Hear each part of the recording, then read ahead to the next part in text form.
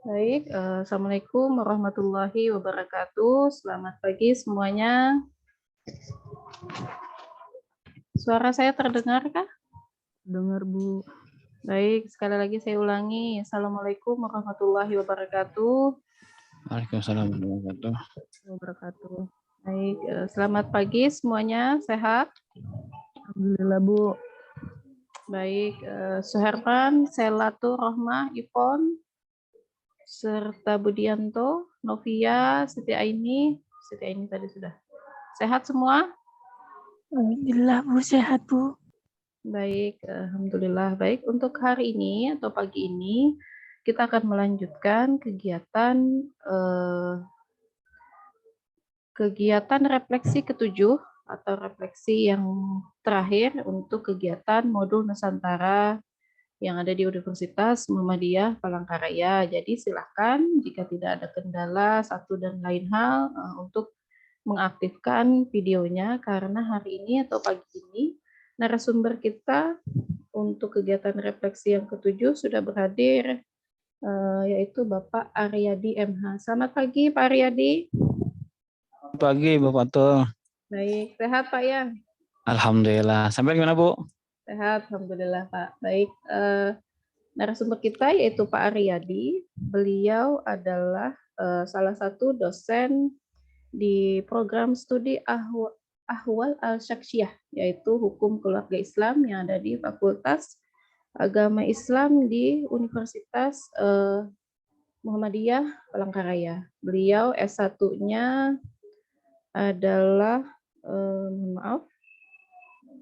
perbandingan mazhab dan hukum, kemudian S2-nya adalah hukum ekonomi syariah, dan sekarang beliau juga sedang mengambil S3 ilmu syariah yang insya Allah sebentar lagi akan selesai Pak ya. Amin. Mohon doanya Bu. Baik, jadi insya Allah sebentar lagi beliau juga akan lulus S3-nya. Mari sama-sama kita doakan ya, semoga studi beliau berjalan lancar dan sukses.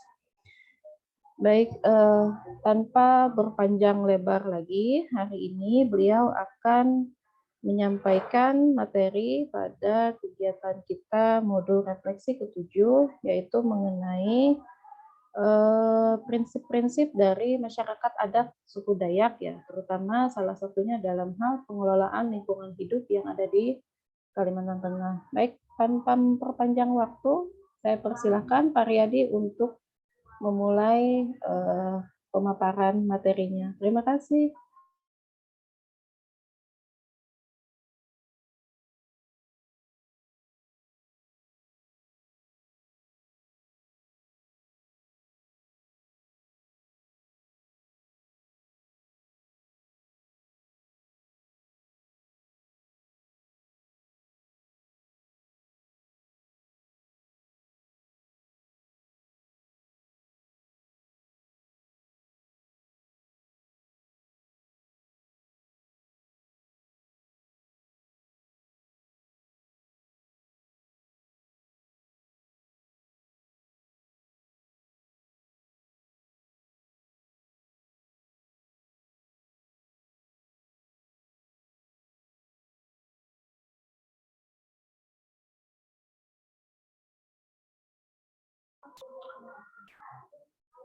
Oke, Assalamualaikum warahmatullahi wabarakatuh.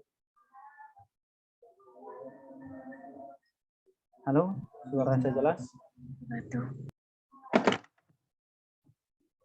Oke, Alhamdulillah, alhamdulillahilladzi hadana li hadza wa ma kunna linahtadiya laula an hadanallah Oke, teman-teman, terima kasih kepada Ibu Dr.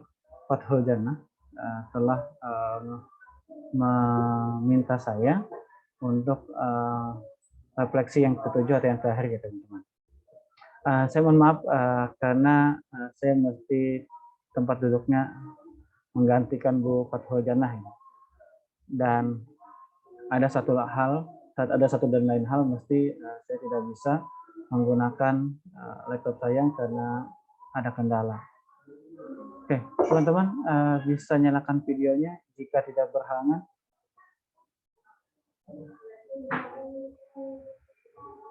Kita kenalan dulu ya. Saya di sini ada satu yang kenal. Ivoni. Ivoni ini saya kenal. Dia ada satu makalah dengan saya, yakni hukum ekonomi syariah. Gitu ya, Ivoni ya? Pagi, Pak. Oke. Selamat pagi, Ivoni. Sehat kan? Sehat, Pak. Oke. Oke. Hari ini saya khusus akan membahas tentang prinsip-prinsip masyarakat Dayak dalam menjaga lingkungan di Kalimantan. Tentu persepsi ini Bapak ambil dari penelitian. Jadi teman-teman, jadi yang PowerPoint yang ada di depan kalian ini adalah PowerPoint dari hasil penelitian sebetulnya. Dari hasil penelitian saya, atau bahasa singkatnya adalah bagian kecil dari S3 saya. Jadi kalian adalah orang yang pertama yang saya akan suguhkan sebetulnya apa dan bagaimana cara masyarakat Dayak, dalam hal ini saya batasi adalah Dayak Ngaju. Jadi di Kalimantan Selatan itu banyak sekali, Kalimantan pada umumnya itu banyak sekali istilahnya pembahasan atau ruang lingkup tentang Dayak. Tetapi yang ingin saya ambil garis bawahi di sini adalah Dayak Ngaju. Jadi Dayak Ngaju itu mereka yang hidup dan tinggal di daerah perawaan. Jadi nanti ada macam-macam Dayak. Ada juga yang tinggal di bantaran sungai atau di pesisir sungai. Itu biasanya disebut dengan Dayak Bukumpai. Nah, Dayak Bukumpai namanya. Dan identik kalau Dayak Bukumpai itu dia adalah beragama Islam. Jadi mereka sudah hampir 90% menganut agama Islam. Nah, jadi kalau Dayak Ngaju ini dia masih apa bahasanya, masih banyak agama-agama nenek moyang yang terdahulu. Tetapi tentu juga mereka masih ada juga sebagian yang beragama Islam. Bahkan ada yang masih ya nenek moyang itu, atau juga yang animisme dan sebagainya. Oke teman-teman, perkenalkan terlebih dahulu, nama saya Aryadi. Nah, jadi saya asli kelahiran Kalimantan Tengah. Jadi saya lahir di Dusun Masuparia. Jadi saat ini menjadi menjadi desa sudah. Oke, boleh kita kenalannya? Atau saya satu-satu bisa ya? Boleh. Oke. Jadi teman-teman bisa sambil search di internet gitu kan, bisa sambil search, coba cari nanti Masuparia. Jadi tempat lahir saya itu ada di satu dusun, dan itu menarik sekali jika seandainya gitu ya, seandainya kalian datang ke kota Palangkaraya atau ke Kalimantan Tengah, bisa saya bawa ke sana. Jadi kalau ingin melihat itu ada air terjun yang sangat menarik, bahkan diumpamakan sebagai surga yang tersembunyi. Jadi Masuparia itu dia berada di tengah-tengah gunung, di tengah-tengah gunung, dan di sanalah sebetulnya ada air terjun, ada mata air dari pegunungan dan sebagainya. Serta jika kalian naik ke gunungnya, jika pagi itu kalian akan melihat negeri di atas awan. Nah, itu bahasa yang kami jumpai ketika kami pulang kampung atau pulang ke dusun. Jadi syukur alhamdulillah. Jadi kita bisa bertemu di sesuatu yang menarik. Teman-teman, pertemuan kita insya Allah hari ini tidak terbatas pada 14 PowerPoint ini. Nanti saya akan ajak kalian melihat destinasi-destinasi wisata yang ada di Kalimantan Tengah. Jadi mungkin sebagian sudah ada yang disampaikan oleh pendahulu saya, atau yang dari 1 sampai 6 sudah menjelaskan mungkin 1 atau 2 wisata. Tapi saya akan coba menampilkan nanti beberapa wisata, dan saya akan sampaikan juga asal muasal dan lain sebagainya. Insya Allah ya. Oke, sebelum itu kita kenalan dulu ya. Oke, saya mulai dari Ivoni. Bisa dinyalakan videonya teman-teman semua?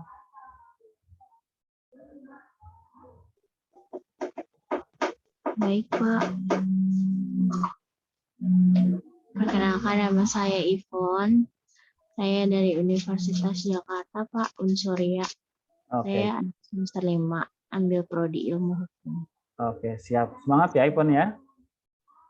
Oke, berikutnya silaturahmah. Silakan. Baik, Pak. Izin memperkenalkan diri. Perkenalkan nama saya Selatur Rohmah. Saya dari STKIP PGRI Bangkalan. Alamat saya dari Madura, Pak. Oke, Madura. Madura ini di mananya? Jawa Timur, Pak. Ya, Sampang. Sampang ya. Jauh nggak sama Al-Amin, Pondok Pesantren Al-Amin? Agak jauh, Pak. Soalnya saya di perbatasan, Pak. Oke, oke. Jadi banyak ustadz saya atau guru saya waktu di pondok itu dari Al-Amin. Oke ya, tetap semangat ya. Kalian pertemuan terakhir hari ini ya, untuk refleksi gitu, insya Allah. Oke, berikutnya saya ke Siti Aini. Oke. Silakan. Saya Datuk Sadia. Saya dari Universitas Al-Azhar Indonesia di Jakarta Selatan. Saya tinggal di Oke, aslinya mana, Siti? saya saya sering pindah-pindah sih, Pak, jadi saya bingung asli mana. Tapi kalau ayah saya sama ibu saya aslinya dari Bogor. Oke, siap. Oke, terima kasih. Berikutnya Budianto. Baik Bapak, selamat pagi Pak. Pagi, alhamdulillah. Perkenalkan nama saya Budianto, saya berasal dari STKIP PGRI Bangkalan Pak, sama seperti Mbak Sela. Oh, Bangkalan juga ya? Saya dari Prodi Pendidikan Ekonomi. Kalau ibu tadi, mbaknya tadi? PGSD kalau nggak salah Pak. Oke.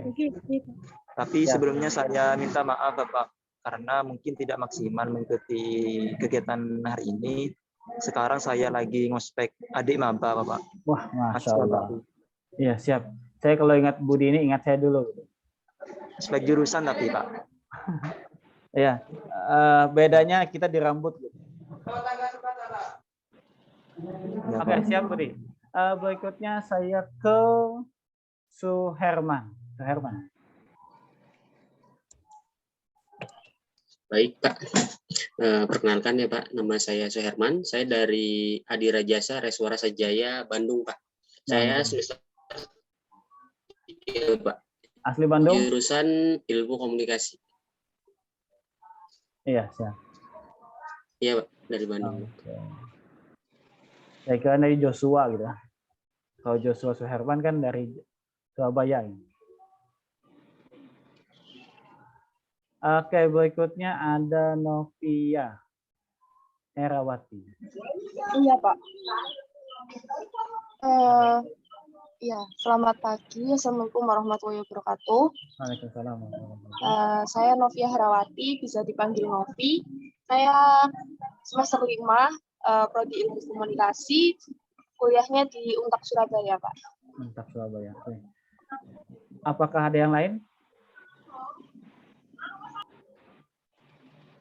Kalau Melawen ini yang dari universitas ya. Oke. Jadi jumlah kalian berapa, Novia? Jumlah semuanya. Ini ada baru nih. Izin, Pak. Novelin. Masih ada Aditya Wisnu. Oke, silakan teman-teman untuk memperkenalkan dirinya. Setidaknya kita kenal dulu lah. Ada istilah tak kenal maka tak sayang. Nah, konsep kita hari ini kenal dulu lah, sayangnya nanti dulu gitu. Penting kenal dulu gitu. Oke, berikutnya saya minta kepada Novilin. Ya, halo, tes. Ya, siap. Ya, baik. Selamat pagi, Pak. Pagi. Perkenalkan, nama saya Novelin Adriana Francisca Tumatar. Saya dari Universitas 17 Agustus 1945 Jakarta. Dari Prodi Teknik Sipil. Saya berasal dari Manado, Sulawesi Utara. Manado. Bisa nyalain videonya nggak? Nggak bisa. Iya, Oke. ini izin nggak bisa menyalakan karena saya lagi di rumah sakit, Pak. Oke, semoga cepat sembuh dan kembali beraktivitas. Oke, silakan yang lain. Ada Aditya.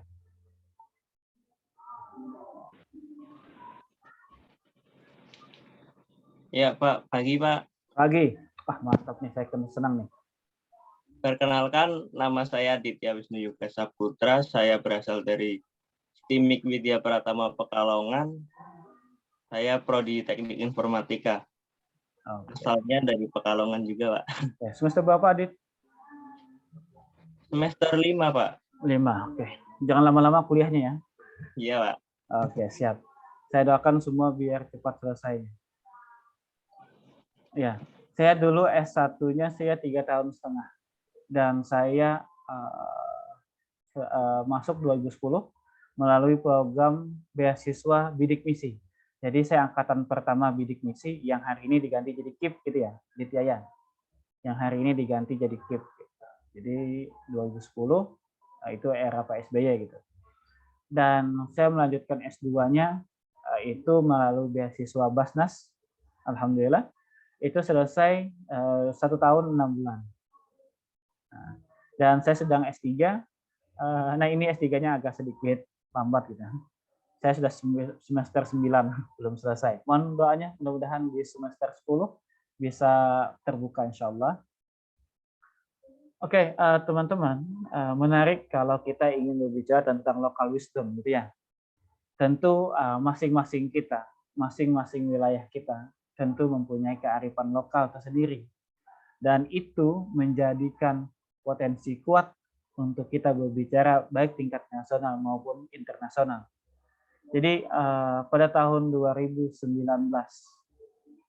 ya, saya pernah mempresentasikan ini di Michigan State University atau di Amerika Serikat di Michigan, dan ini mereka mempunyai satu tanggapan yang bagus tentang kearifan lokal.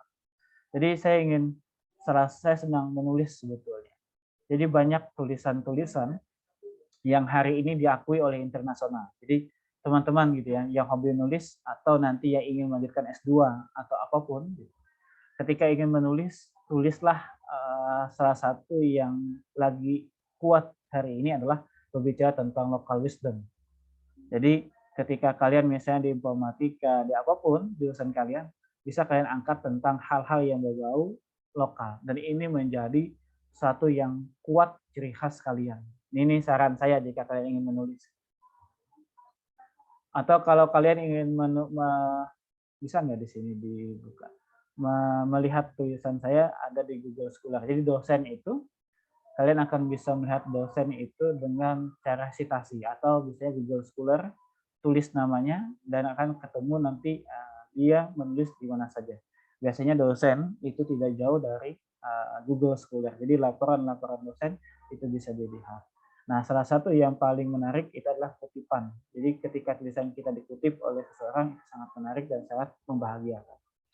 Oke, teman-teman yang baru hadir, saya sampaikan bahwa ini adalah bagian kecil dari hasil penelitian saya tentang prinsip masyarakat Dayak dalam menjaga lingkungan di Kalimantan Tengah. Dan saya batasi ini adalah Dayak, dalam hal ini ada Dayak. Sebabnya Dayak itu banyak sekali.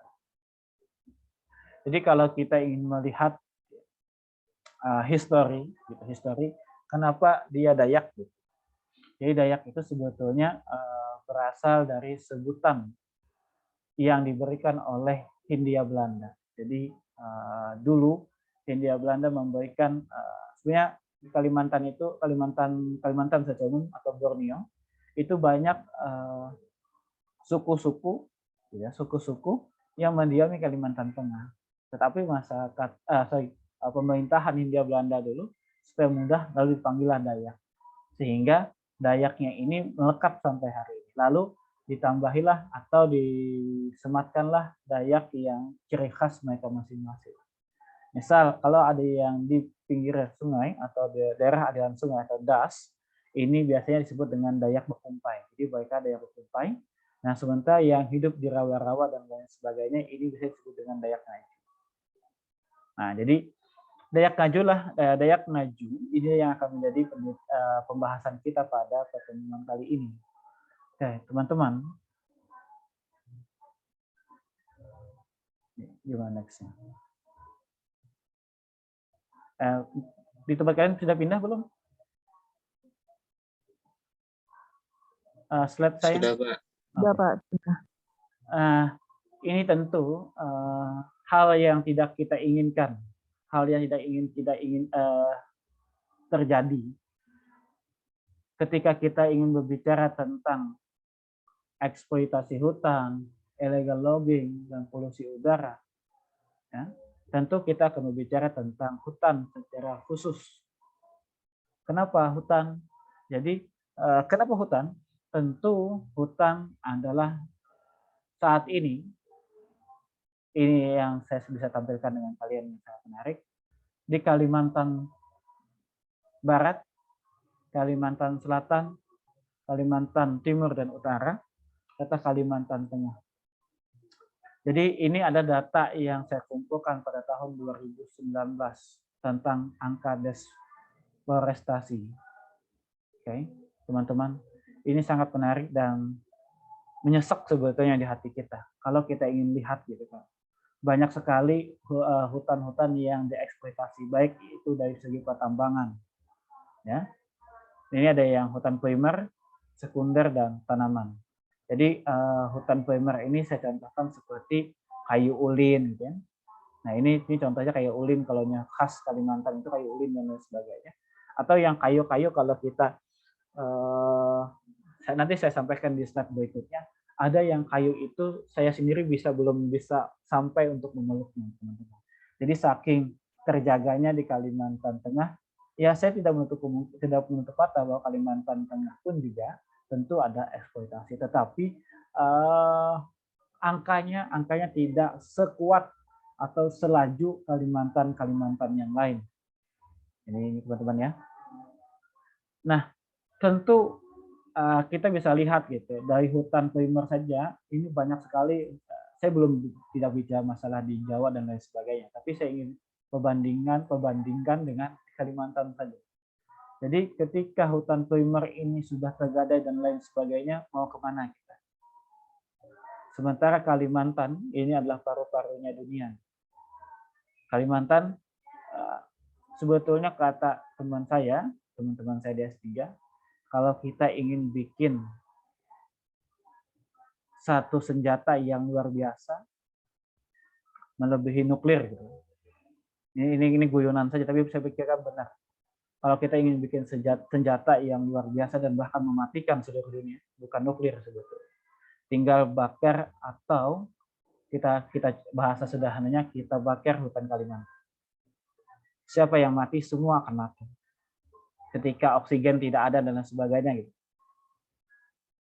Makanya senjata yang paling luar biasa ketika oksigen itu sudah tercemar dan lain sebagainya. Dan tidak ada lagi ketika hujan, misalnya tidak ada tempat serapan dan lain sebagainya. Dan ini menjadikan kita khawatir sebetulnya dengan aktivitas-aktivitas baik itu pertambangan, baik itu sawit dan lain sebagainya. Jadi ini menjadikan kita tentu gitu ya, tentu kita lihat data ini misalnya. Dan hutan primer tentu jika kita ingin melihat lebih jauh gitu, maka teman-teman mesti ada satu dan lain hal yang menjadikan dia tidak laju perkembangannya, Apa maksudnya? Maksudnya seperti ini teman-teman.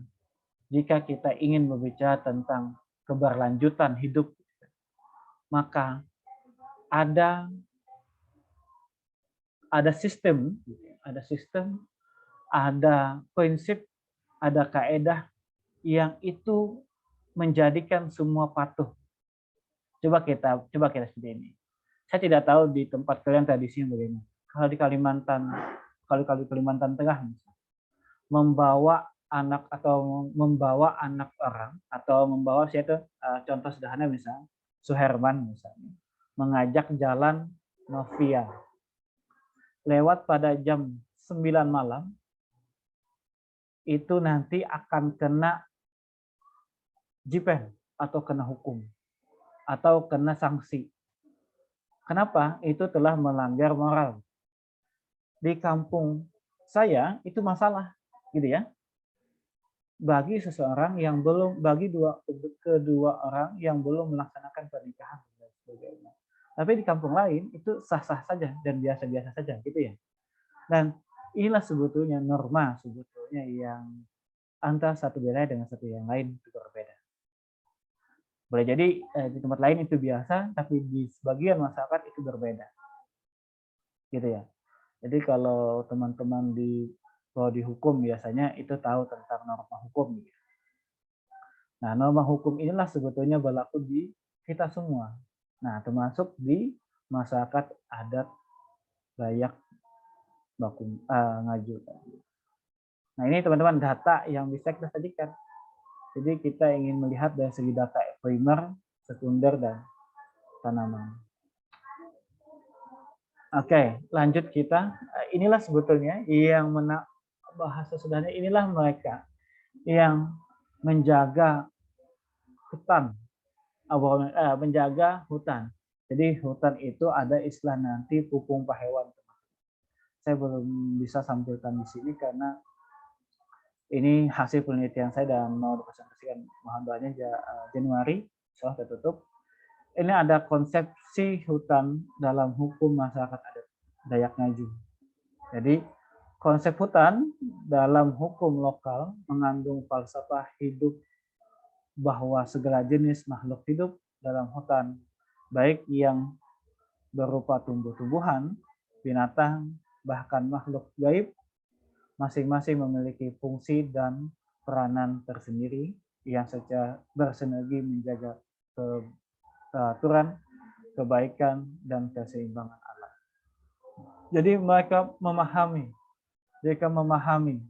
bahwa di hutan semuanya tergantung. Di hutan mereka meyakini bahwa ada roh leluhur. Di hutan pula mereka mencari sumber rezeki dan nafkah. Gitu ya teman-teman. Sehingga hutan itu menjadi satu keharusan untuk dijaga. Ya, hutan itu menjadi satu keharusan untuk dijaga. Oke. Teman-teman yang terbaru, bisa sambil search gitu di internet. Ada bukan pertikaian namanya. Ada saya tidak tahu bahasa yang bagusnya apa. Miskomunikasi atau apa? Atau diskomunikasi atau perkelahian atau apa namanya? Saya belum bisa memastikan bahasanya yang pas bagaimana. Jadi kalau kalian lihat di internet mungkin ada yang banyak tentang kasus Kinipan. Jadi kasus Kinipan. Jadi sampai hari ini kasus Kinipan itu masih bergulir. Jadi kalau teman-teman yang dihukum, itu bagus tuh. Kalau ingin dicari tentang apa masalahnya, gitu. Pertikaian antara masyarakat adat dengan perusahaan, dan perusahaan itu memiliki izin dari pemerintah. Tetapi masyarakat adat di sana, mereka menolak hal demikian. Jadi kalau kita hukum biasanya itu ada legal standing. Perusahaan mempunyai legal standing. Tetapi mereka masyarakat adat menganggap bahwa hutan yang akan dijadikan lahan sawit, sederhananya, ini mereka menganggap mereka itu bertentangan dengan tanah adat mereka atau leluhur mereka atau disebut dengan hukum pahewan. Jadi ada ketidakharmonisan, ya. Contoh ketidakharmonisan antara hukum adat dan hukum nasional. Nah, lebih jauh kita akan melihat tentang prinsip masyarakat Dayak, gitu. Jadi mereka sendiri mempunyai hukum. Jadi masyarakat adat itu mempunyai hukum. Jadi kalau kita ingin lihat bahwa konsepsi hukum itu mereka mempunyai ada istilah singer atau jipen. Nah, jipen. Misalnya menebang pohon untuk ketidakpentingan, artian yang tidak penting tapi membakar hutan atau menebang hutan, dan itu telah melanggar aturan-aturan, maka dia akan dikenakan hukuman. Atau tidak hanya lingkungan, tapi juga lebih kepada misal membawa lari bini orang, nah atau ya membawa lari istri orang, itu pun juga menjadikan hukuman. Jadi hukuman tidak hanya sebatas tentang lingkungan, tapi juga tentang keseharian dan lain sebagainya. Tapi kita fokuskan kepada lingkungan. Oke, teman-teman. Jadi pertama adalah, jadi ini konsepsi keseimbangan. Jadi mereka memahami, atau masyarakat adat itu memahami tentang istilah prinsip keseimbangan. Nah, ini menarik ya teman-teman. Di mana? Jadi prinsip kesinambungan, prinsip kesinambungan dalam kegiatan berladang bisa dilihat dari rotasi area yang dilakukan dalam berladang. Oleh karena itu, sistem ini disebut sebagai ladang berpindah. Nah, ini teman-teman. Jadi pada tahun 2014, saya masih ingat kalau tidak salah, Kalimantan ini kabutnya luar biasa, Aditya. Jadi kabutnya luar biasa sampai Singapura, Malaysia komen gitu. Sampai Malaysia, Singapura komen tentang kebakaran hutan yang ada di Kalimantan. Iya, saya bilang tadi di awal, bahkan teman-teman bercanda gitu. Kalau kita ingin memusnahkan massa gitu, kita bakar aja Kalimantan, ini sudah selesai. Nah, jadi ada kesalahpahaman gitu, ada kesalahpahaman bahwa orang berpendapat bahwa terjadinya kebakaran, gitu ya, terjadi kebakaran di Kalimantan itu disebabkan karena prinsip atau masyarakat adat itu sendiri, wilayah itu sendiri yang membakar hutan. Jadi kalau kita ingin cermati lebih jauh, gitu, bahwa mereka ini membakar lahan, ini saya contohkan ya, misalnya Novelin, misalnya teman-teman masyarakat adat itu, kalau mereka ingin berladang, mereka tidak serta-merta langsung membakar lahan. Tentu juga ada bahasa kita itu ada syarat dan ketentuan. Ada syarat dan ketentuan. Apa syaratnya? Misal syaratnya, untuk membuka lahan, mereka harus bahasa mereka itu harus membuka sekitar 1 meter. Jadi hutan itu ditebang dulu 1 meter, baik ke kanan maupun ke kiri, luasnya 1 meter, luas dan panjangnya. Lalu di sana nanti akan diandak kapur, ada kapur kan, lalu setiap sudutnya itu dikasih kapur. Nah, setelah itu tidak langsung dilihat, tapi akan didiamkan selama seminggu. Jadi di tanah itu akan didiamkan dulu selama seminggu untuk melihat, satu, apa yang dilihat? Apakah di sana ada hewan-hewan buas yang terganggu? Gitu kan ya, gitu ya. Jadi apakah di sana ada hewan-hewan buas yang terganggu atau tidak? Yang kedua, si penebang atau orang yang melakukan penebangan tadi, apakah dia bermimpi tentang sesuatu yang janggal? Di dalam seminggu tadi, dia ada mimpi tidak tentang sesuatu yang janggal? Atau apapun itu. Jika ada, ya, poin 1 dan poin 2, mereka tidak jadi berladang di wilayah itu. Maka akan pindah lagi ke wilayah yang lain. Dan tentu ini akan menghadirkan, jika tidak ada, ini bahasa dana, jika tidak ada poin 1 dan poin 2 tadi, tidak ada gangguan binatang buas, tidak ada mimpi yang tidak dalam kutip adalah mistis, teman-teman ya. Maka itu digunakan untuk membuka lahan. Maka dibukalah lahan itu. Tetapi sebelum membuka lahan, maka akan membuat persegi. Jika misalnya luasnya setengah hektar, luas setengah hektar, maka setiap buncunya, setiap mereka akan bikin seperti kita itu apa? Irigasi ya, got atau apa namanya, untuk pembatasan, ya. untuk pembatasan jika dibakar. Jika dibakar itu tidak akan merembet ke lain. Jadi ada sudah ditentukan era-era. Jadi sebelum dibakar itu ditebang dulu pohon-pohon yang atau dibikin kotak dan lain sebagainya, sehingga yang kalaupun dibakar itu wilayah yang dalam kotak saja yang ditemukan, gitu teman-teman. Dan sistem sistem berladang mereka tentu juga sekali setahun. Jadi saya tidak tahu ditempatkan Aditya, kalau ada orang yang bertani di sana itu setahun berapa kali panennya, Aditya? Kalau di sini tani setahun bisa 2 sampai 3 kali sih, Pak. Iya. Nah, kalau di tempat Novi gimana? Novia? Di sini itu, Pak, 1 tahun bisa 2 sampai 3 kali. Tapi di sini banyaknya padi sih, Pak. Padi, oke. Kalau di tempat siapa yang dari Manado tadi?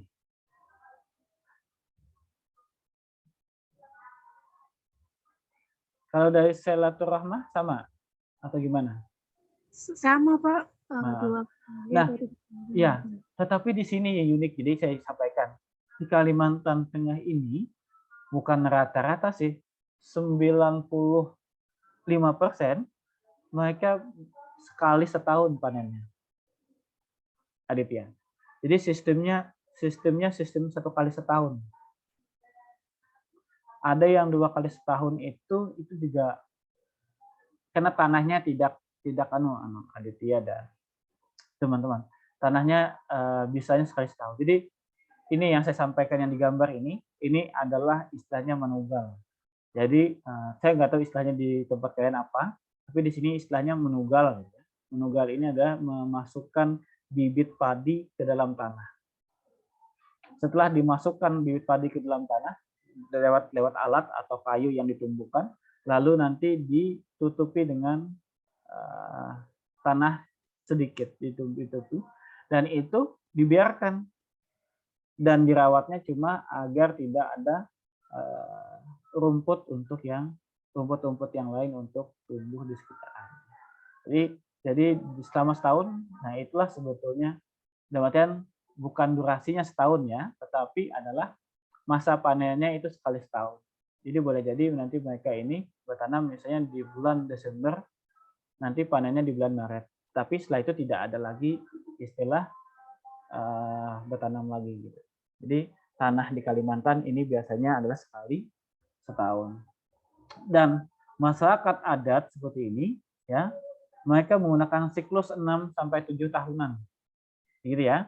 Teman-teman, jika sudah gitu ya. Jika sudah sampai 5-6 tahun mereka sudah mulai berpikir atau mereka sudah mulai mencari area. Ya, mereka sudah mulai mencari area mana lagi yang akan ditempati.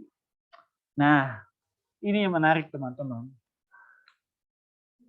Jika sudah sampai 5-6 tahun, mereka akan kembali ke tanah. Ini nih. Mereka akan kembali ke tanah yang dulu mereka pernah jadikan sebagai ladang. Jadi bukan membuka yang baru, ya Dit ya. Jadi banyak yang salah paham gitu bahwa masyarakat adat itu membakar lahan. Maksud membakar lahan itu bukan membakar yang baru. Dalam data yang saya sampaikan, ini bukan hutan primer yang dibuka, tetapi adalah hutan yang sekunder, hutan yang pernah mereka buka yang dulu. Gitu. Itu teman-teman ya. Sampai di sini dipahami dulu. Oke. Sambil nanti kita bisa diskusi ya teman-teman ya. Nah, berikutnya adalah prinsip kolektivitas. Nah, ini saya 2018.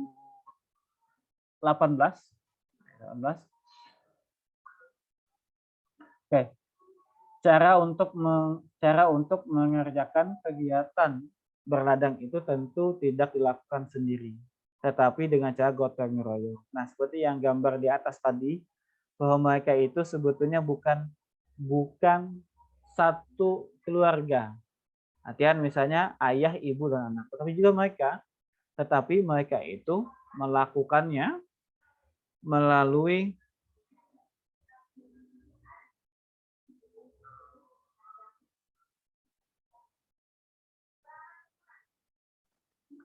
tetapi mereka melakukannya itu misalnya melakukan menunggal tadi, bahasa sini, bahasa di daerah sini, itu sedesaan. Satu desa itu ikut campur, ikut turut serta dalam kegiatan. Jadi disebut dengan kolektivitas. Kebersamaannya itu jelas. Nanti termasuk ya tahap kegiatan berladang, menebas, menebang, membakar lahan, menanam, membersihkan, atau mengumput dan panen. Jadi di sini berasa benar kolektivitasnya atau terasa sekali kolektivitasnya.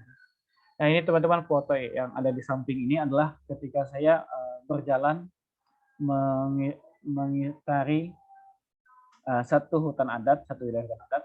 Dan ini menarik teman-teman. Kayunya ini putih bersih kulitnya. Ini bukan dikulitin tapi bahasanya pohonnya ini pohon langka.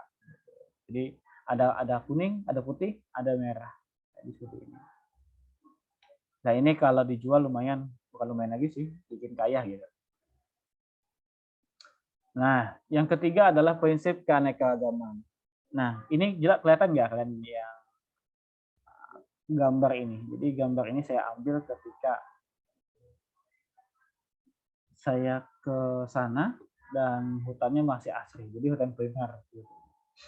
Nah, jadi konsep keanekaragaman. Jadi ada banyak orang yang menuduh bahwa kegiatan berladang yang dilakukan oleh masyarakat adat itu adalah membahayakan keanekaragaman. Jadi sebenarnya tuduhan ini tidak beralasan sebetulnya dan tidak tepat sasaran. Kalau tuduhan ini tentu ya, masyarakat Dayak sangat sadar bahwa jika menghilangkan keanekaragaman hayati sama saja dengan membakar lumbung padi sendiri. Jadi mereka memahami bahwa hutan itu adalah hutan mereka adalah tempat tinggal mereka. Kalau hutan dibakar, ditebangi secara brutal ya, tentu akan menghilangkan esensi dari kehidupan mereka. Oke. Kita lanjut ya. Ada sistem atau sesuai dengan kebutuhan ini juga diterapkan dalam pembukaan lahan hutan adat. Itu yang saya sampaikan di awal tadi. Tentu mereka jika sudah ada siklus 6 sampai 7 tahun. Jika itu sudah bukan ditinggal begitu saja, maka itu akan ditanami kembali dengan buah-buahan, pohon-pohon dan lain sebagainya sehingga itu lebih cepat penghijauannya dalam durasi 6 sampai 7 tahun. Lalu mereka nanti kembali lagi dan hutan yang jadi tempat berlumbung padi tadi atau bikin tempat padi tadi untuk menanam padi, dan itu juga nanti akan menjadi satu hutan sekunder. Gitu, teman-teman. Yang ketiga adalah agami. Tentu karena gini ya, karena dia setahun sekali, tentu juga ketika membakar hutan itu adalah sebagai pupuk gitu ya, teman-teman. Jadi hasil humusan dari pohon dari hutan tersebut tentu itu akan menyegarkan tanah atau menyuburkan tanah. Dan ini terhindar dari penyakit dan lain sebagainya. Dan tentu tidak akan menggunakan pestisida dan sebagainya gitu ya. Oke, nah ini yang sangat menarik teman-teman. Jadi mereka menggunakan pupuk tanaman. Jadi tentu inilah yang keahlian oleh masyarakat adat Dayak Ngaju dalam melakukan pertanian. Jadi saya tegaskan di sini kembali, tentu masyarakat adat tidak hanya menggunakan padi saja sebagai bahan untuk bertahan hidup. Tentu juga ada saat ini mereka sudah mulai menanam pohon-pohon, dalam hal ini endemik Kalimantan, seperti seperti durian kan. Nah, jadi durian, karet. Jadi ini menjadi cikal bakal gitu. Jadi kalau di sini ini menanam karet hari ini, yang menuainya nanti anak dan cucu. Ya. Jadi orang tua di Kalimantan ini dulu senangnya menanam seperti itu. Filosofinya apa? Filosofinya itu dianggap sebagai sedekah. Sedekah itu dianggap sebagai sedekah. Hari ini kita menanam pohon, baik pohon durian, baik pohon yang akan tahan lama.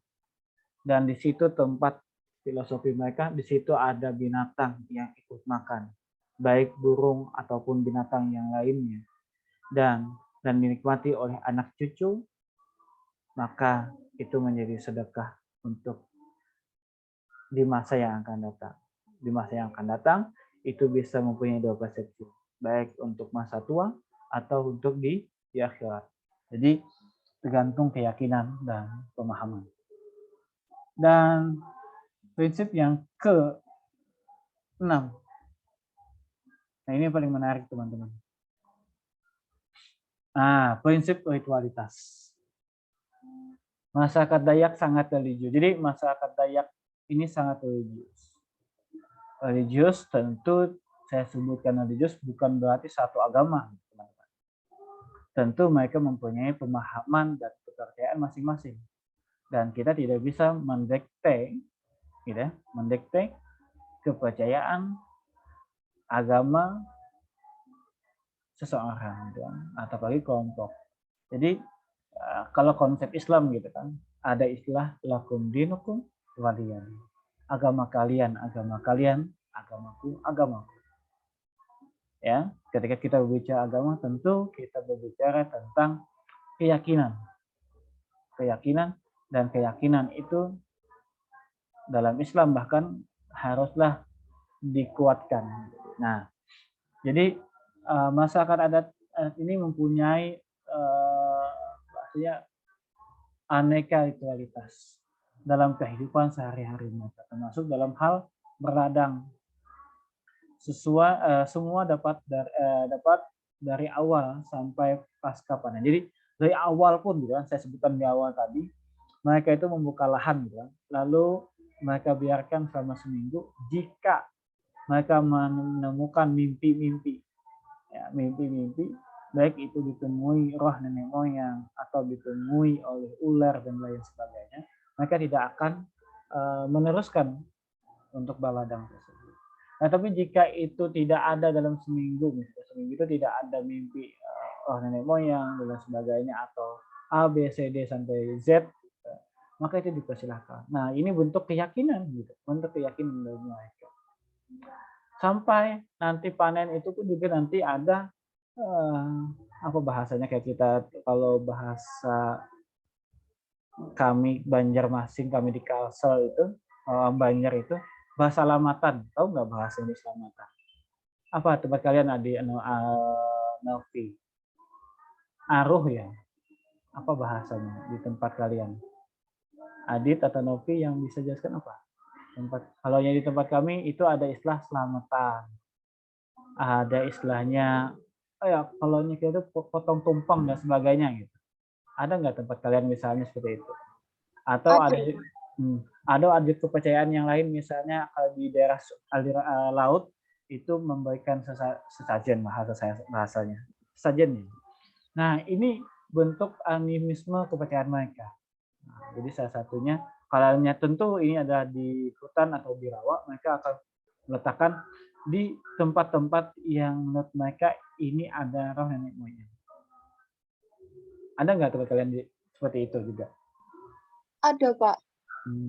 Di saya itu di sini apa ya, Pak, kayak memuliakan satu suro gitu loh, Pak. Setiap satu suro kan di saya kan laut ya, Pak, maksudnya dekat pantai. Itu setiap satu suro itu warga-warga itu bawa perahu ke laut sambil bawa apa ya Pak, kayak kepala kerbau gitu loh Pak. Saya lupa namanya apa, cuma ada tradisi itu setiap satu suro Pak. Dan kita tidak bisa menjudge gitu kan bahwa itu salah atau benar gitu kan. Dan itulah bentuk keyakinan mereka gitu kan. Gitu Novia ya. Dan iya betul Pak. Nah, kalau di tempat Aditya ada nggak Aditya? Hampir sama sih Pak. Cuman kalau di sini kan kalau misal malam satu suro itu jadi warga-warga desa itu per rumah itu bawa ayam satu nanti dipotong rame-rame di salah satu tempat gitu Pak. Ayamnya mesti hitam ya atau enggak? Enggak, kalau ayamnya bebas Pak. Nanti habis maghrib itu habis sholat maghrib kita rame-rame dibawa ke salah satu tempat lah sesuai kesepakatan awal nanti didoakan bersama-sama di sananya Pak. Dan itu kepala sama cekernya itu nantinya Pak dikubur dipendem kalau. Menarik ya Aditya ya. Iya. Kalau di tempat Siti sama ya? Atau ada yang lain? Tempat Suherman? Gimana Suherman?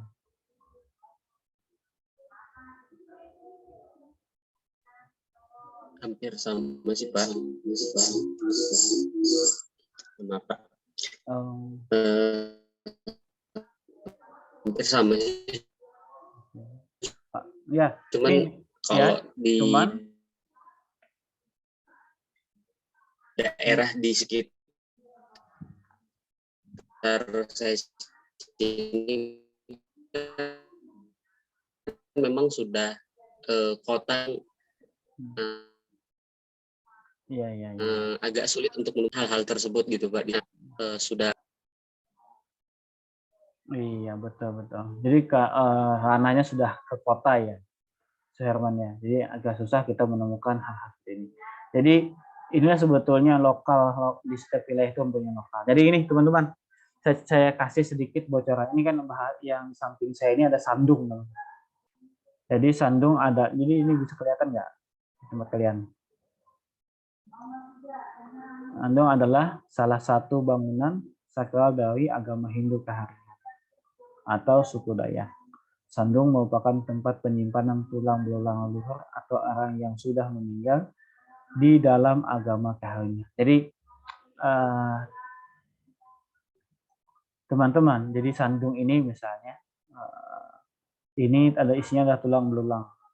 Jadi kalau ada sudah seperti ini, jika teman-teman ke Kalimantan gitu, lihat seperti ini adalah kepemilikan orang ternama atau yang ya dulu semasa hidupnya dia orang yang bahasanya kita tuh masyhur baik dari segi apapun ya, biasanya dari segi finansial atau dia pernah jadi anggota dewan dan sebagainya, atau dia jadi bupati dan sebagainya, gitu ya. Jadi tulang belulang yang baik itu nanti mereka dibakar atau masih dikuburkan, nanti tulang belulangnya akan digali lalu dimasukkan. Jadi misal dari ayah, ibu dan sebagainya dikumpul jadi satu. Pertanyaannya bau atau tidak Pak? Jadi tentu mereka mempunyai teknik tersendiri untuk apa dan bagaimananya. Jadi dulu saya mau nanya, dulu kalian ini rencananya mau ke Kalimantan ya? Waktu mau pertama kali mengambil program ini. Ya betul Pak. Oke. Jadi ini saya lanjut ke ini dulu sebelum kita bahas. Nah ini salah satunya. Tadi kan ada seperti ini. Ini kuburan sebetulnya dalam agama Hindu Kaharian. Suherman ini adalah makam. Dan ini bentuk animismenya Suherman. Jadi roh nenek moyang itu banyak kain kuning dan lain sebagainya. Disebut dengan penyembah hewan. Jadi di sini banyak boneka-boneka. Jadi Suherman, kalau ke sini menarik Suherman. Kita tidak bicara masalah agama gitu. Kita tidak bicara masalah keyakinan. Tapi kita ingin lihat bagaimana cara mereka menjaga lingkungan. Ya, Aditya ya. Bagaimana cara mereka menjaga lingkungan, dan dengan begitu dan dengan cara mereka seperti ini, hutan-hutan di Kalimantan Tengah masih asri. Nah, jadi semua masih mempunyai kepercayaan dan lingkupnya masing-masing. Ya, hukum adat tentu jika ada yang melanggar tentu juga ada yang bahasanya iqab atau punishment. Oke. Jadi teman-teman, singkatnya prinsip-prinsip masyarakat Dayak itu ada 7 prinsip. Pertama, kesinambungan, kolektivitas, keanekaragaman, subsistensi, sustainable, organik, ritualitas, dan hukum adat. Oke.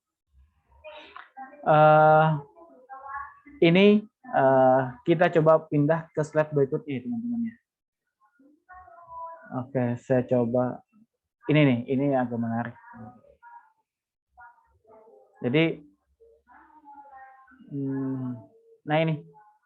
Oke, jelas ini, Aditya? Jelas, Pak. Oke. Nah, seandainya kalian datang ke Kalimantan Tengah, kalian bisa menikmati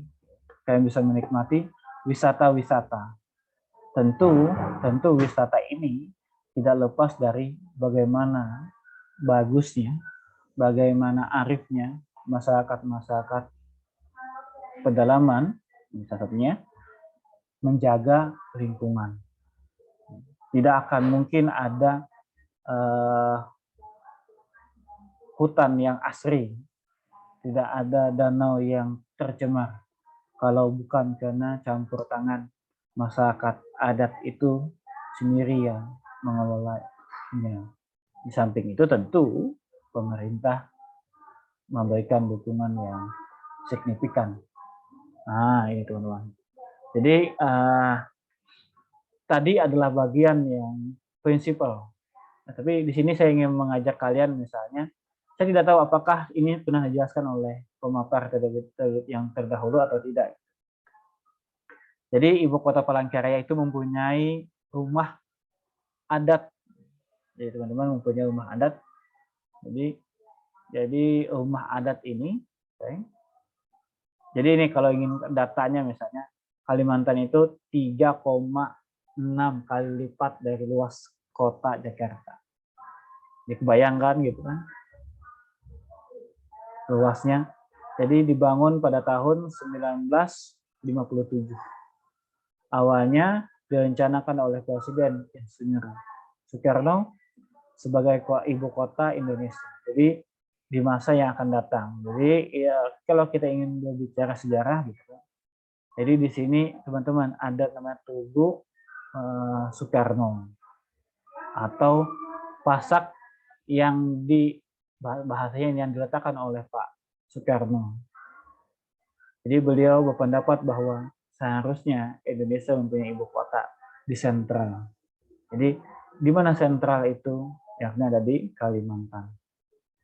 Nah, saya tidak ingin berbicara masalah politik juga, apa dan bagaimananya. Tapi kita nikmati hari ini dan kita syukuri kami yang ada di wilayah, kami yang ada di provinsi, kami mendukung penuh tentang adanya Indonesia dengan ibu kotanya, dan teman-teman siapa tahu gitu kan 5 sampai 10 tahun akan datang tentu akan menjadi seorang pemimpin, dan tentu kita saling dukung dalam hal ini menjadikan Indonesia menjadi satu negara tentu. Dan rumah ini namanya jadi dalam rumah ini teman-teman ini hidup sampai 10 keluarga lebih. Jadi di bawah sini fungsinya apa? Karena dia dulu konsepnya adalah untuk terhindar dari binatang-binatang buas. Iya, kenapa tinggi? Ya, satunya adalah terhindar dari binatang-binatang buas. Nah, ini teman-teman.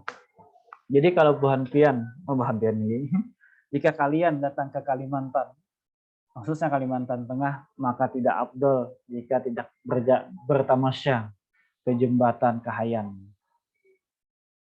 Jadi Suherman, jadi ada keyakinan jika seseorang datang ke Kalimantan, khususnya Kalimantan Tengah, dan minum air Kahayan, yang di bawah jembatannya ada air, kayak air Kahayan, maka lambat laun dia akan kembali ke Kalimantan. Jadi itu ada satu bukan mistis, apa namanya, mempunyai kepercayaan bahwa orang yang meminum banyu di Kahayan, di air Kahayan, itu nanti dia akan kembali ke Kalimantan. Entah itu dia bersuami atau beristri orang Kalimantan, atau karena faktor pekerjaan. Ini sugesti ya. Mau percaya juga silakan gitu. Ya. Mahya. Tapi kalaupun tidak juga tak masalah gitu. Nah, ini menjadi satu objek wisata yang menarik jika kita ingin ke Kota Palangkaraya khususnya. Oke, nah ini Sungai Kahayan. Jadi di sisi lain, selain Bahan Pian bisa menikmati indahnya jembatan Kahayan, tentu juga kalian bisa melakukan susur sungai. Di sini siapa yang Aditya, Budi, sama Suherman, ada senang mancing nggak kalian? Gimana Pak? Adit senang mancing nggak, Adit? Iya Pak, sini beberapa kadang-kadang banjir sih Pak, jadi kalau banjir daripada mending mancing. Jadi di sini Adit kalau mancing lumayan sih untuk spotnya oke, Adit. Jadi ikan gabus ya, ikan gabus, snakehead juga banyak sini. Nah, jadi jika teman-teman nanti ke Kalimantan, saya doakan deh bisa ke Kalimantan nanti. Siapa tahu saya bisa ajak kalian atau bagaimana nanti coba kita susur sungai. Nah, sini banyak primata-primata. Ini seperti orang-utan. Nah, jadi orang-utan, terus apa lagi? Buaya nggak ada, Dit. Tapi kalau buaya darat ada aja sih.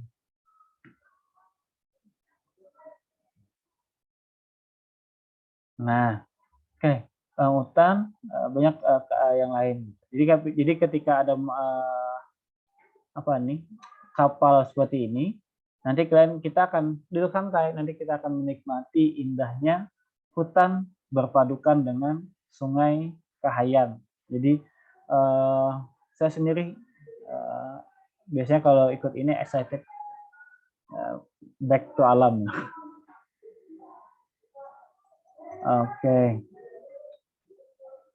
Oke, yang berikutnya adalah ini paling menarik, Adit dan teman-teman. Ada Bukit Tangkiling. Ada nggak dosen yang lain atau Ibu Fatul Jannah menjelaskan tentang Bukit Tangkiling? Kayaknya belum deh Pak.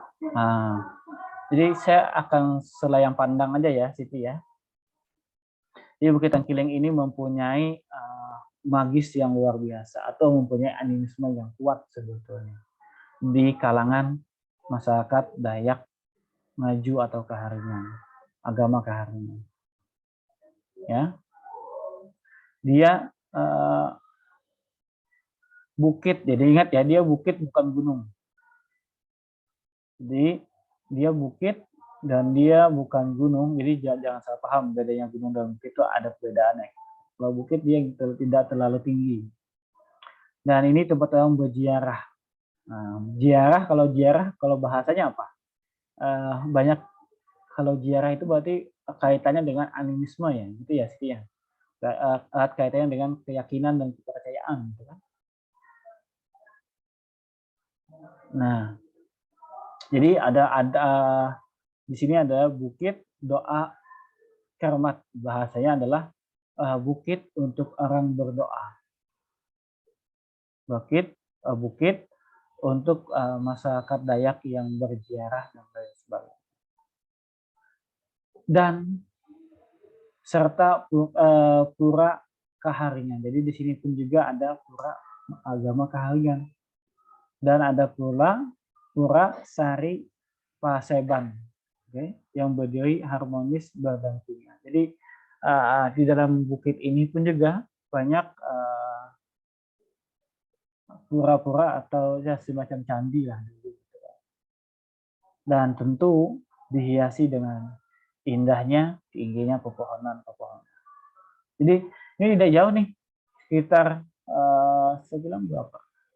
Setengah jam atau 1 jam lah dari kota Palangkaraya. Jadi kalau teman-teman misalnya ke sini kan itu menarik jalan-jalan ke Bukit Tempulu. Nah ini Danau Tahai. Jadi ini sama nih sebetulnya dengan yang lain, nah tapi uniknya dia memanjang seperti ini.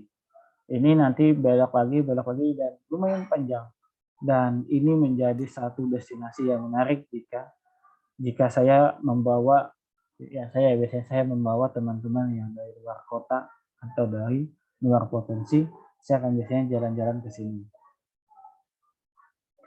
Nah, kalau ini Nyaru Menteng, ada katanya, kata Bu Pathol, ada nggak dibawa ke sini kalian? Jadi ini tempat penangkaran orang hutan. Nah, jadi kalau mau melihat orang hutan di sini bukan bahasa sederhananya itu. Di sini mereka mendapatkan orang hutan yang sebenarnya yang berkonflik dengan masyarakat. Jadi ketika ada orang hutan datang ke rumah warga atau ke kediaman warga, maka akan diambil oleh mereka, lalu bahasa sederhananya dipulihkan, lalu setelah itu dikembalikan ke hutan sampai mereka bisa kuat untuk menjalani kehidupan mereka. Nah, dan ini tempatnya tempat di Nyaru Menteng.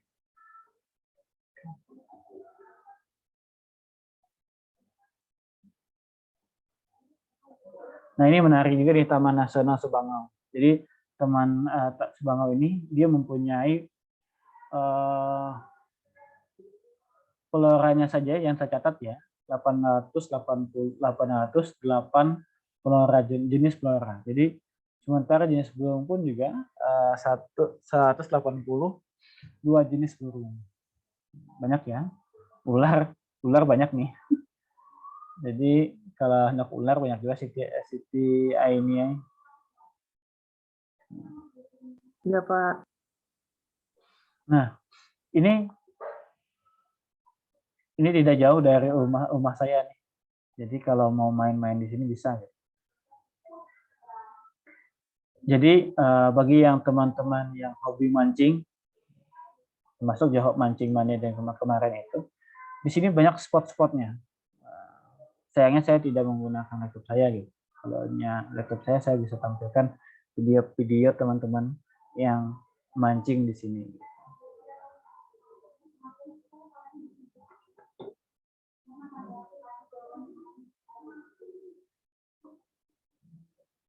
Oke. Dan ini menjadi satu unggulan yang menurut saya ini perlu dan cocok untuk yang berjiwa petualang.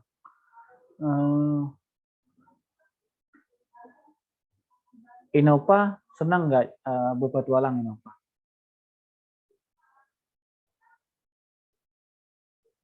Maksudnya itu senang nggak traveling dan sebagainya?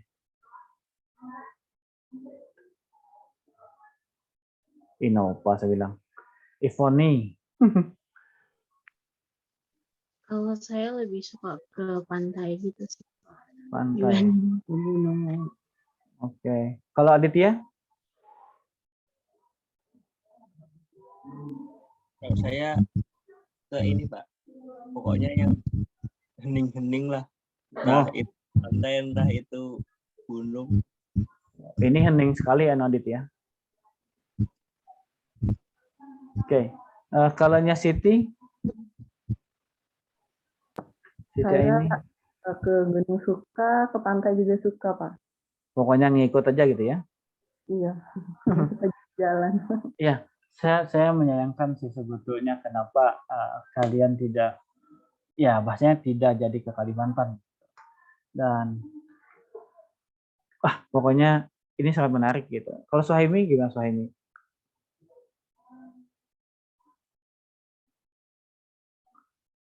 Senang nggak ya, maksudnya berpetualang atau traveling di semacam ini gitu?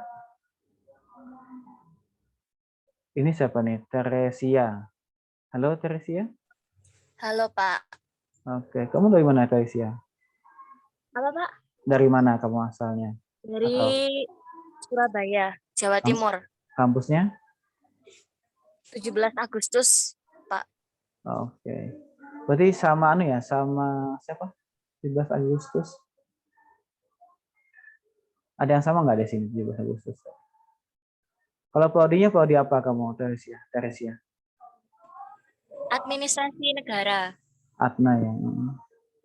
Iya. Oke.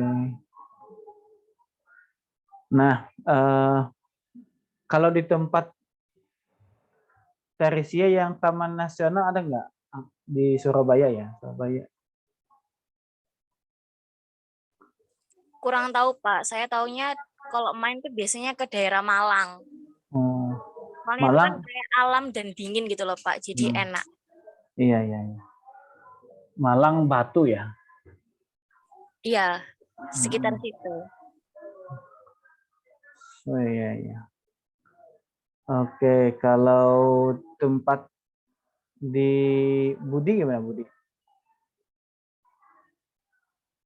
Taman Nasional yang ada di sana, apa yang bisa diceritakan ke teman-teman? Atau masih ngospek Budi ini? Kita skip dulu.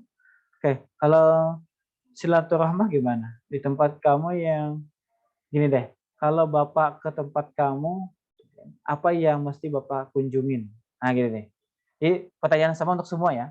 Pertanyaan sama untuk semua gitu. Kalau saya tanyakan asal pian apa, berarti kan harus menyebutkan, Pak, sampean harus ke sini dan apa?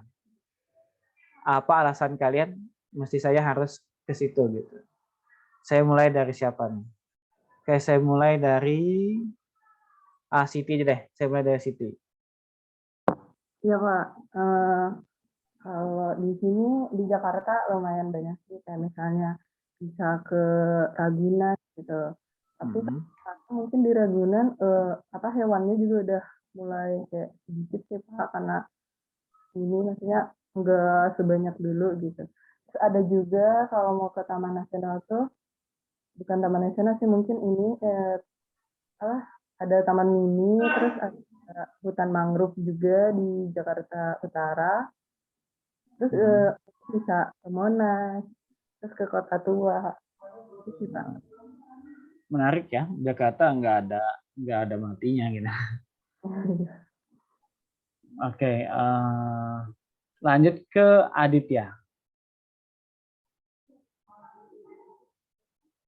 Halo Adit. Iya Pak. Siap. Gimana? Saya mau ke tempat Adit deh. Gitu. Apa yang bisa Adit tawarkan untuk Bapak biar Bapak terkesan? Kalau di sini yang pertama Museum Batik ya Pak. Di sini kan Pekalongan kan terkenal dengan batiknya itu. Oke. Jadi kalau Pekalongan itu enaknya Pak ya, kalau di tempat tinggal saya itu di tengah-tengah, jadi ke pantai nggak terlalu jauh, ke daerah yang dataran tinggi terlalu jauh. Pantainya pantai apa Adit? Banyak Pak di sini. Itu ada juga pantai, kalau di sini namanya Pasir Kencana, itu rencananya masih proses pembangunan.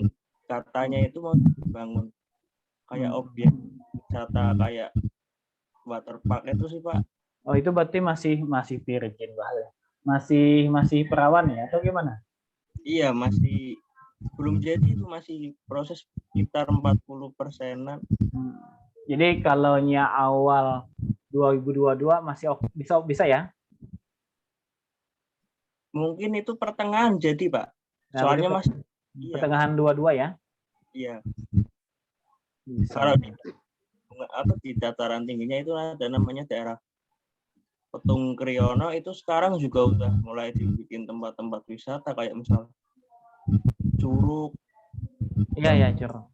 Iya, pegunungan juga ada di sana, ada 2, itu Gunung Rogo Jembangan sama Kendali Sodo, itu ada sejarahnya juga pergunungannya. Berarti itu identik dengan animisme, Dit ya? Atau Kalau apa, Dit? Iya, kalau di daerah pegunungannya iya, Pak. Jadi kalau di Gunung Kendali Sodo itu saya pernah naik ke sana 2 kali, itu ada tempat yang disakralkan, itu namanya ada sebuah kayak batu, itu bentuknya rada-rada tepung, itu di sana itu dipercaya tempat pertapaan Hanoman itu, Pak, tokoh wayang yang. Iya. Siap. Wah, menarik nih, Adit. Kayaknya Bapak harus ke sana. Bapak cuma pernah ke Museum Batik itu aja. Iya, Pak. Iya. Belum ketemu Adit sih. Nanti kalau sudah ketemu Aditya, nanti saya minta kontaknya. Siap, Pak, siap. Oke. Thank you, Aditya. Informasinya luar biasa nih. Saya senang naik gunung tuh senang, Dit. Saya 2011 waktu saya masih S1, saya jalan-jalan ke Gunung Kelut. Oh, Gunung Kelut. Jadi saya sama teman itu mengambil kursus di Pare. Jadi saya mengambil kursus Pare bahasa Inggris ya. Ngambil, tetapi setiap weekend kami jalan-jalan ya. Setiap weekend jalan-jalan. Nah, salah satunya adalah ke Gunung Kelut. Nah, Gunung Kelut saat itu masih aman. Lalu teman-teman mandi air belerang gitu. Ya kan, teman-teman masih mandi air belerang. Saya diajakin mandi. Ayo Pak, ayo Mas, mandi Mas. Ya. Saya pikir saya dari Kalimantan, kapan lagi mandi air belerang? Ya. Di Kalimantan nggak ada air belerang gitu. Oke, nah itu Kegumul saya juga pernah. Oke, berikutnya saya ke Ivoni. Nah, Ivoni apa nih Ivoni? Yang menarik Ivoni. Kalau saya mungkin di Bogor itu ada Taman Nasional Gunung Gede. Di Bogor, Pak. Ya, siap. Bogor itu ya terus Istana Presiden ya?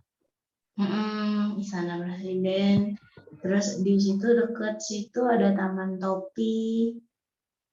Terus banyak wisata curug juga sih, Pak. Yang terkenal itu Curug Seribu. Curug itu apa sih? Air terjun gitu, Pak, kayak air terjun. Iya. Itu ya, Adit ya? Curug itu air terjun ya? Iya, Pak. Jadi aliran air yang jatuh dari daerah tebing yang lebih tinggi ke bawah itu sih Pak, kayak air terjun. Cuma kan skalanya lebih kecil, Pak. Kalau curug nggak sebesar air terjun itu. Oh iya. Oke.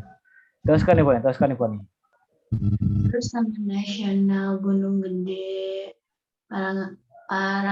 Pangrango, Pak. Itu biasanya rame orang datengin.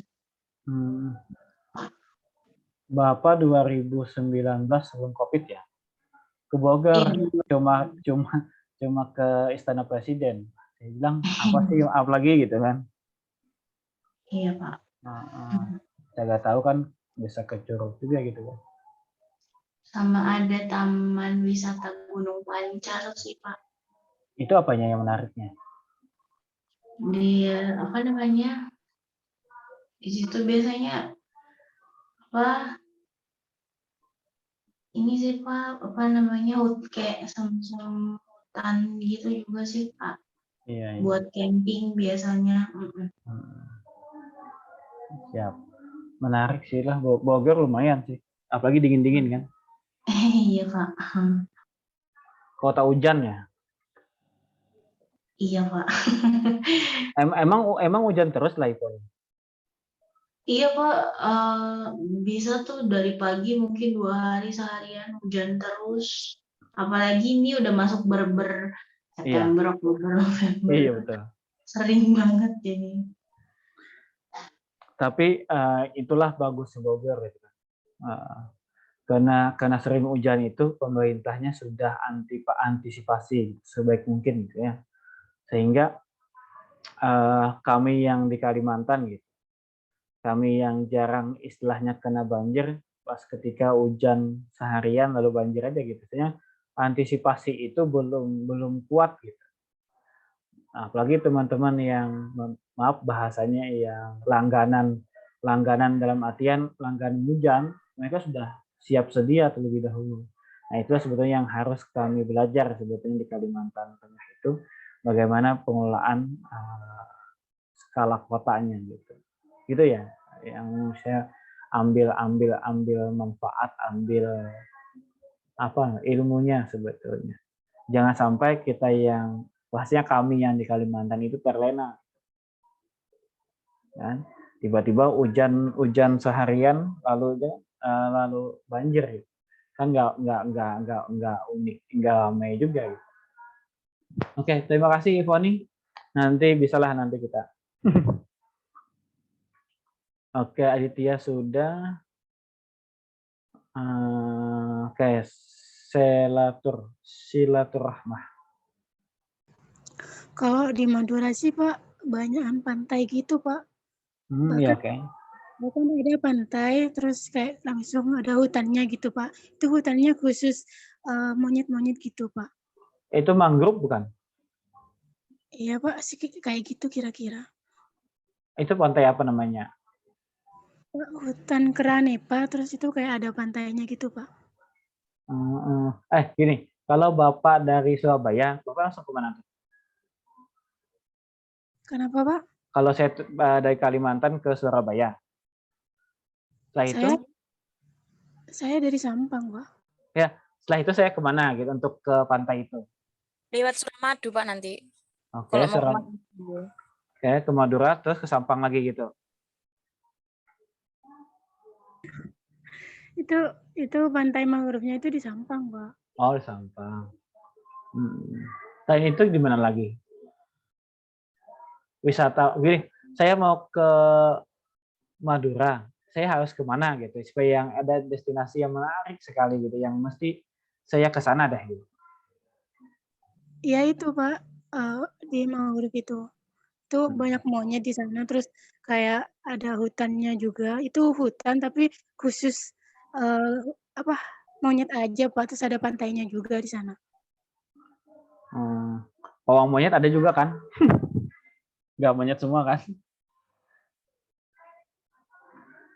Oke, menarik sih. Kalau Teresia di mana Teresia? Kenapa Pak? Kamu Madura juga?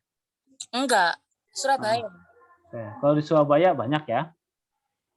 Banyak, tapi kalau misalnya mau cari yang kayak lebih ke alam itu biasanya ke arah Malang, Pak. Malang ya. Malang berarti batu itu ya. Apalagi selain batu? Saya taunya batu aja gitu. Taunya apel ya. Tretes, terus dari Tretes tuh nanti ada Cangar juga. Cangar itu kayak biasanya sih buat touring-touring gitu loh, Pak. Terus? Ya di situ. Nanti kalau lewat Cangar juga bisa ke Batu. Kalau yang berbau animisme tahu nggak kamu, Teresia? Apa Pak? Berbau mistis kah atau berbau animisme dan sebagainya? Kakek bodoh mungkin. Hah? Kakek bodoh. Apa tuh? Air terjun. Oh, terjun. Kalau air terjun Perawan itu di mana? Ada yang tahu nggak? Air terjun apa Pak? Perawan. Nggak tahu. Iya, saya juga nggak tahu. Tanya aja. Berarti gitu ya. Kibodo, apa namanya? Air terjun? Kakek bodoh. Kakek ya. Nggak mistis sih Pak, cuma kalau mau sampai ke air terjunnya itu rada serem gimana gitu. Iya, ya. Menarik tuh. Jadi hal-hal seperti itu sebetulnya kan, ini coba kita menggunakan aja bentar ya. Coba kita pahami bentar.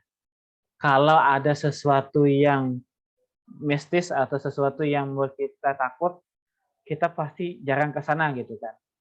Dan untuk menggali atau mengeksplor itu pun juga sebagian orang aja yang bisa. Nah, itulah sebetulnya gitu ya. Nah, itulah sebetulnya kenapa hutan-hutan yang mempunyai julukan hutan-hutan yang dipercayai itu jarang sekali disentuh oleh proyek-proyek. Apa maksudnya proyek-proyek? Bisa jadi sebagai menebang pohon gitu, sehingga pohon-pohon di sekitaran itu menjadi lebih asri. Gitu ya. Teresia ya, salah satu yang menurut mungkin ya, kalau Teresia pernah ke sana ke tujuan itu, salah satunya adalah pohon-pohon besar-besar gitu kan Teresia ya. Iya, Pak. Nah, jadi karena pohonnya besar itu sehingga ada perasaan takut dan lain sebagainya gitu kan, rasa ngeri dan sebagainya gitu kan. Iya. Nah, dan seharusnya gitu kan itu diperbanyak gitu. Kalau saya sih memahaminya seharusnya itu diperbanyak. Untuk apa? Untuk menjaga lingkungan. Sehingga kita tidak melihat, maaf bahasa sederhananya, kita tidak hanya melihat kalau dalam Islam, oh ini syirik, oh ini A, B, C, D, tidak. Tetapi kita ingin melihat secara manfaatnya. Dengan adanya seperti itu, tentu hutan akan terjaga, kayu-kayu akan besar gitu kan, dan itu menjadi tidak hanya maaf bahasanya tidak hanya bagi binatang tumbuh-tumbuhan saja, tentu binatang buas akan hidup di sana, dan itulah kita kembali ke alam lebih luas. Jadi teman-teman juga harus memahami gitu bahwa kita bisa menciptakan sesuatu yang menurut kita ini bagus secara prinsip dan secara akal akan terjaga lingkungan itu. Itu yang ingin kita sampaikan sebetulnya. Kita tidak hanya melihat secara mistisnya. Makanya saya bilang tadi saya lebih mencecer ada nggak yang berbau mistis gitu kan. Saya ingin menyampaikan pesan yang harus kita sampai sama-sama pahami bahwa di balik itu kan, ada hutan yang terjaga, ada lingkungan yang asri, ada binatang yang terlindungi dan pohon-pohon yang flora dan fauna yang terjaga. Gitu ya, teman-teman. Kalau Suherman, Budi ada benar Budianto. Halo Budianto.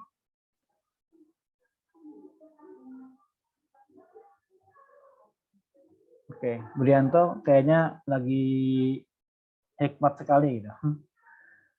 Suherman, halo. Halo Pak. Oke. Maaf Pak ya, soalnya kelasnya lagi bentrok jadi agak ini. Siap. Kalau di Bandung tentunya sih Pak, karena dikelilingi oleh bukit-bukit ya Pak, jadi wisata itu banyaknya sih kayak air terjun, terus juga nampilin view-view dari bukit ke kota gitu Pak biasanya. Dan mungkin kalau di sini tuh ada Tangkuban Perahu gitu, terus Kawah Putih kalau Bapak pernah dengar gitu. Jadi cuman orang foto-foto terus di situ tuh belerang gitu Pak. Iya. Saya baru datang dari sana, Suherman. Oh, udah pernah di sana. Kemana? Pas 2019 Jakarta ditutup, bukan apa lupa saya. Jakarta ditutup, saya baru dari Jakarta ke Bandung. Saya balik dari Bandung ke Jakarta, Bandungnya di lockdown. Jadi itu barusan datang sana, barusan di situ. Dan terakhir kami berkunjung ke mana? Pantai apa itu? Pantai Selatan, Pak. Bandung itu. Ini kalau pantai memang agak jauh juga kalau dari Bandung. Iya. Apa namanya itu? Yang Maerot itu di mana? Maerot tuh kurang tahu tuh Pak daerahnya. Iya, di daerah sana. Kami ke sana kemarin itu ke pantai. Pelabuhan. Yang ini Pak, apa namanya? Bukan Ujung Batu. Aduh, saya lupa lagi namanya. Ya di situ Pak, yang Pantai Laut Selatan itu kan Pak? Ya, betul. Ya. Jadi kami ke sana ya 2019 akhir, pas lockdown-nya. Sebelum lockdown itu kami sempat pulang ke ke Kalimantan Tengah. Setelah sampai ke Kalimantan Tengah langsung disuruh karantina. Nanti kalau Bapak ke Bandung boleh kontak-kontak kita nanti. Ya. Suherman di mana? Kalau saya sih Pak di perbatasan antara kota dan kabupaten gitu Pak. Kabupaten apa sana? Orang kenalnya banyak itu Pak kalau di ini tuh di Cilenyi Pak. Cilenyi, Cilenyi ya. Kami kemarin menyewa villa di dekat punya Agim itu apa? Ya dekat UPI itu Pak ya. Iya dekat UPI, tapi naik ke atas yang agak naik ke gunung ya. Iya betul Pak. Nah nyewa di situ 4 hari di situ ya, kalau nggak salah 4-3 hari. Kemarin itu pas pisah sambut dekan kalau nggak salah. Itu enaknya. Kalau di Bandung pasti dingin kan Pak? Iya. Jadi luar biasa Bandung lah, mantep. Sama Batu juga saya senang. Bogor apalagi gitu. Oke, itu yang kalian sampai jam berapa sih? Sampai jam 11 ya?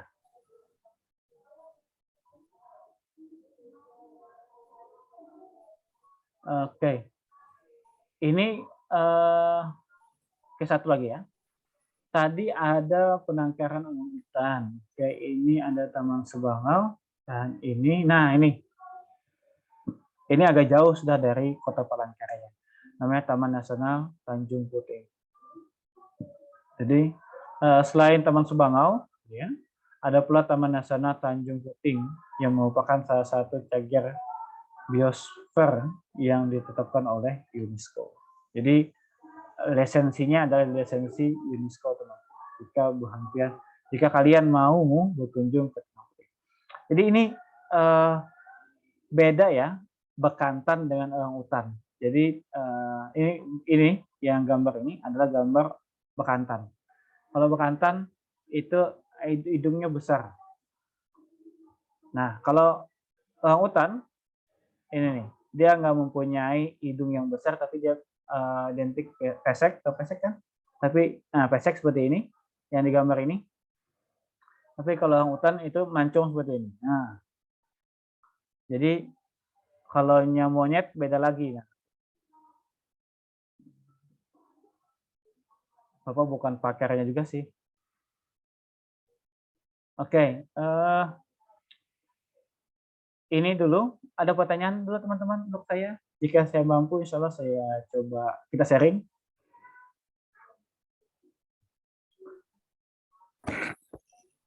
Izin bertanya Pak. Siap. Bapak tadi menyampaikan di awal kalau terus juga saya pernah mendengar kan kalau orang-orang di suku Dayak sendiri itu kan mereka sangat cinta dengan alamnya gitu kan Pak. Ya. Dan ada yang tanah leluhur tadi. Nah, tapi kan untuk saya sempat melihat tuh di media sosial kalau antara pemerintah sendiri dan suku Dayak aslinya itu banyak pergesekan gitu Pak antara tanah leluhur dengan mungkin korporat yang lagi ngebangun kelapa sawit gitu Pak. Itu seperti apa tuh Pak? Jadi menarik tuh pertanyaan Suherman. Suherman tadi saya sampaikan bisa lihat masalah ini lebih jauh sebagai contoh ya, lihat di media sosial atau bahasan tentang Kinipan. Jadi Kinipan itu adalah satu wilayah yang hari ini masih tarik ulur bahasanya tentang siapa yang mempunyai kebijakan tentang itu.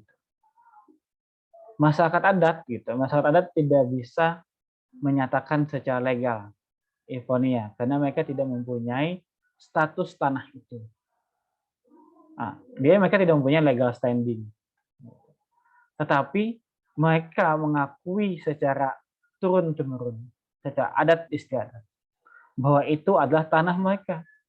bukan tanah mereka juga sih, banyak tanah adat, dan tanah adat ini mesti dijaga, dan pemerintah gitu kan, pemerintah suka tidak suka gitu, dia yang mempunyai kebijakan. Jadi bahasa kita sebenarnya adalah jika satu pemimpinan itu diganti gitu kan, tentu dia mempunyai kebijakan-kebijakan tersendiri.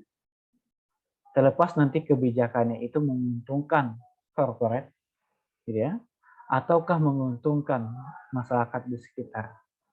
Maka pentingnya, mau saya sampaikan ketika di seminar-seminar, gitu kan, maka pentingnya memilih pemimpin yang pro rakyat. Gitu kan. Nah inilah sebetulnya yang kendala kita. Salah satunya kita tidak menyalahkan siapapun, tetapi jika pemimpin mempunyai kepentingan, nah ini yang jadi masalah. Bukankah kepentingan kita bersama adalah menjaga lingkungan? Ya, bukankah menjaga lingkungan adalah kepentingan kita bersama, bukan fungsi atau tugas masyarakat adat gitu. Nah, makanya yang paling menarik itu adalah kenapa saya mengangkat itu sebagai contoh kasus Kinipan itu, pemerintah pusat khususnya ya, pemerintah pusat itu memberikan penghargaan kepada masyarakat adat yang melawan korporat lah. Kan ini unik tuh, gitu ya. Novia, ini Ivonaya. Ketika satu, bukankah korporat itu mempunyai legal standing dari pemerintah? Dalam hal ini adalah pemerintah daerah. Tetapi uniknya pemerintah pusat gitu memberikan penghargaan kepada masyarakat adat tentang perlawanan terhadap hal tersebut gitu. Kan itu satu yang unik dan kada masuk akal gitu, kada masuk di ranah hukum. Jadi kalaulah misalnya pemerintah mempunyai satu kebijakan, makanya terobosan yang saya mau dalam disertasi saya, sehingga masyarakat itu bisa terakomodir, pemerintah pun juga mempunyai kekuatan untuk memaksa dan sebagainya, tentu harus duduk bersama sebetulnya. Jadi hukum adat itu mesti diakomodir. Hari ini, hukum adat itu belum diakomodir 100%. Apa maksudnya diakomodir 100%? Ada hukum adat, tetapi itu masih sulit untuk diimplementasikan. Ada aja sih sebetulnya sebutan hukum adat, tapi implementasinya. Kita ambil contoh misalnya hari ini, ada nggak hutan adat yang diakui secara legal standing? Jawabannya tidak ada. Tapi kalau kita ingin bicara hukum adat, ada, tetapi implementasinya yang agak susah hari ini. Implementasinya. Kalau kita ingin lihat, ada Pak, tapi itu kan bukan hutan primer. Nah, itu kan bukan hutan primer. Rata-rata kan hutan yang tidak bebas pakai, dalam artian hutan itu tapi nanti ada pasir dan sebagainya. Kan pasir itu ada pasir itu bukan untuk dikelola secara bisa untuk semua gitu. Tapi kalau hanya hutan pure yang primer ini tidak ada. Makanya hari ini jangan apa bahasanya, ya terjadi gesekan itu akan terus-menerus kalau tidak ada satu peraturan yang mengakomodir semua. Termasuk juga, maaf bahasanya yang hari ini lagi ramai tentang apa tuh yang baru disahkan ke undang-undang apa? Cipta Kerja ya. Nah, itu kan juga jadi masalah sebetulnya hasilnya. Jadi kita tidak bisa menutup mata gitu tentang hari ini kepentingan itu berlaku. Gitu ya. Jadi hari ini kita masih mencoba untuk ya mudah-mudahan sadar aja gitu kan bahwa hutan itu punya bersama, bukan punya satu atau kelompok atau golongan. Jadi mudah-mudahan itu, dan kita berharap kepada penegak hukum yang tertinggi dalam hal ini cuma sadar hukum gitu. Ya, maksud sadar hukum itu misal contoh kalau dia bentuknya di kepolisian, dia sadarlah. Dan kalau dia sebagai bupati, sadarlah gitu bahwa fungsinya adalah melindungi. Kalau dia sebagai Dewan Perwakilan Rakyat, maka berlakulah untuk melindungi, dan ataupun misalnya dia sebagai korporat, dia harus melihat lingkungan. Jadi yang menarik itu sebetulnya teman-teman, satu, seharusnya kalau saya berpendapat hendaknya lingkungan atau dinas atau kementerian lingkungan itu saya mempunyai peta yang jelas, harus mempunyai peta yang jelas. Ya, satu, hutan kita berapa sih di Indonesia ini? Hutan primer kita berapa? Yang kedua, jika sudah dapat petanya, kunci, gitu ya Pak Suherman, kunci hutan itu. Jangan sampai nanti ada kementerian, Pak, saya mau bikin perumahan di sini, Pak, saya mau bikin sekolah, saya mau bikin ini. Yang itu adalah dilihat kalau petanya hutan ditolak. Dan semua bahasa saya, dan semua dinas atau semua kementerian harus tunduk dan patuh dengan apa yang disampaikan oleh Kementerian Kehutanan, khususnya tentang hutan primer. Jadi kan, mohon maaf ya, kita seolah disajikan gitu kan, hutan ditebangi secara liar, gunung-gunung menjadi gundul gitu, dan sebagainya gitu. Oleh apa? Oleh membangun perumahan, membangun kehotelan, membangun apa bahasanya, membangun perladangan dan lain sebagainya.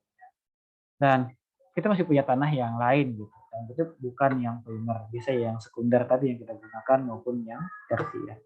Itu Suherman. Jadi semuanya Bapak belum bisa memastikan apapun gitu. Itu kembali ke kesadaran masing-masing. Kita akademisi cuma memberikan saran. Baik Pak, terima kasih Pak. Siap. Oke. Saya kira cukup atau bagaimana? Di tempat kalian sudah jam 11 belum? 2 jam ya kita ya? Kurang Iya, 2 menit lagi, Pak. Oke. Jika sudah, kita tutup dengan mengucap alhamdulillah dan terima kasih kepada teman-teman yang sudah berpartisipasi. Oke. Saya hilap mohon maaf. Assalamualaikum warahmatullahi wabarakatuh. Waalaikumsalam warahmatullahi wabarakatuh. Jika ke Kalimantan Selatan nanti jalan-jalan ya ke Universitas Muhammadiyah Palangkaraya. Oke, saya ada di Fakultas Agama Islam.